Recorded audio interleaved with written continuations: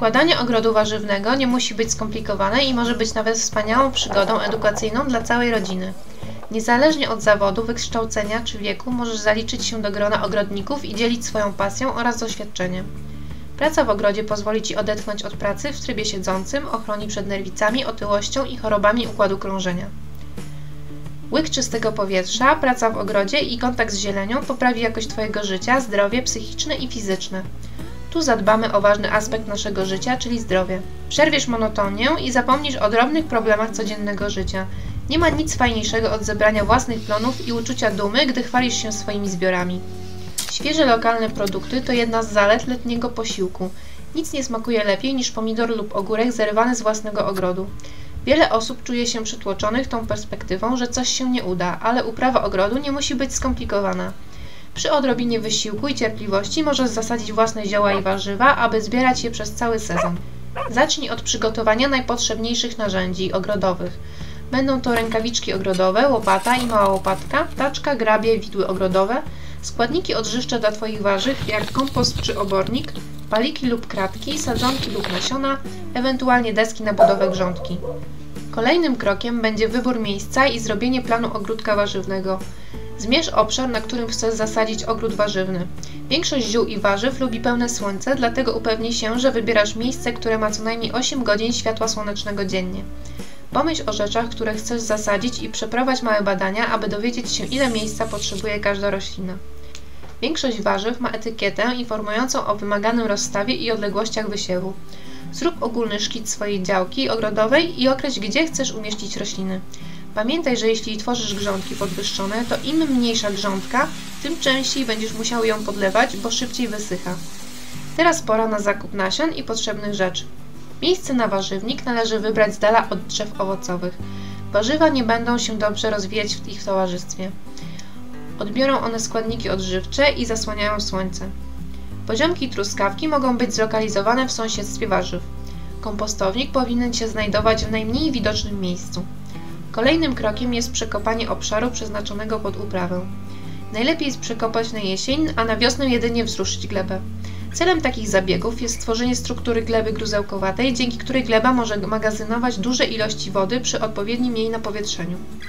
Jeśli planujesz warzywnik, w którym obecnie znajduje się trawa, będziesz musiał usunąć darń. To prawdopodobnie najtrudniejsza fizyczna część procesu. Użyj łopaty, aby przeciąć trawę w ziemi wokół obwodu wybranych obszarów. Następnie, zaczynając od jednego rogu, wbij łopatę pod korzenie trawy i podnoś ją stopniowo do góry. Usuń darń w kawałkach do taczki, którą będziesz mógł później zabrać. Trawę z glebą możesz przeznaczyć na kompost.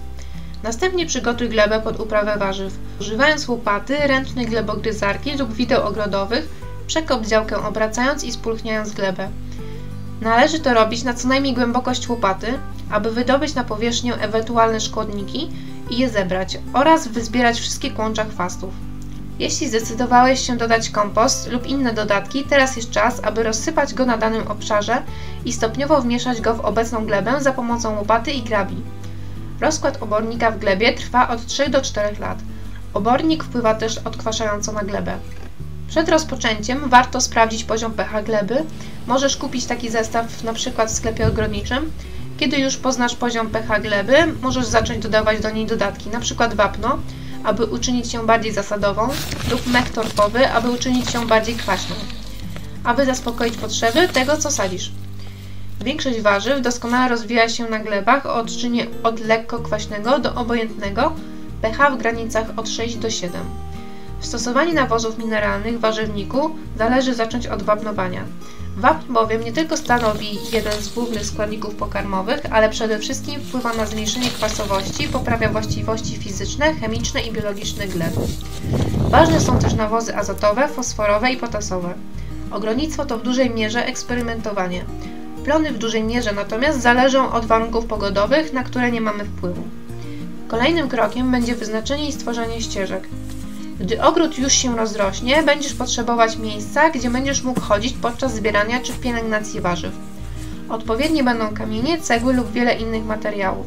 Pozostawienie trawy między ścieżkami jest dosyć uciążliwe, gdyż trzeba manewrować kosiarką między grządkami, a trawa często wrasta w grządkę, gdzie powinny rosnąć warzywa i trzeba ją usuwać. Odchwaszczanie to dodatkowy nakład pracy. Możesz też wyłożyć ścieżki kartonem, a na wierzch wyłożyć folię lub agrowłókninę, by stłumić rozsiewające się chwasty i trawy, co jest tańszą opcją. Potem całość możesz wysypać np. kamieniami lub korą. Szerokość takiej ścieżki dla swobodnego poruszania się jednej osoby to 40 cm, ale już z taczką to 60 cm. Dla spacerów dwie osoby to 100 cm. Kolejna czynność to posadzenie wcześniej przygotowanych sadzonek warzyw lub wysiew nasion, zależnie od terminu siewu warzyw, do wcześniej zasilonej odpowiednimi nawozami gleby. Następnie postępuj zgodnie ze wskazówkami na opakowaniach nasion dotyczącymi głębokości sadzenia i odległości od siebie. Koniecznie sprawdź termin ważności nasion, możesz też sprawdzić ich zdolność do kiełkowania, czy są dobrej jakości. Należy pamiętać, że niektóre warzywa, takie jak ogórki i fasola, rosną bardzo szybko i łatwo je wyhodować z nasion. Jednakże uprawa pomidorów zajmuje znacznie więcej czasu i ogólnie lepiej jest je uprawiać w pomieszczeniach zamkniętych pod koniec zimowych miesięcy. Ogórki i melony natomiast źle znoszą pikowanie, więc od razu sadzimy je do doniczek pojedynczo bez sadzenia. Wysiane nasiona koniecznie podlej i nie zapomnij o utrzymaniu stale wilgotnej gleby przez najbliższe 2 tygodnie. Potem podlewaj regularnie, co tydzień lub zależnie od pogody i potrzeby. Jeśli chcesz posadzić sadzonki, to zwykle przed wysadzeniem do gruntu należy je zahartować, czyli przyzwyczaić pomału do niższych temperatur, słońca i wiatru panujących na dworze.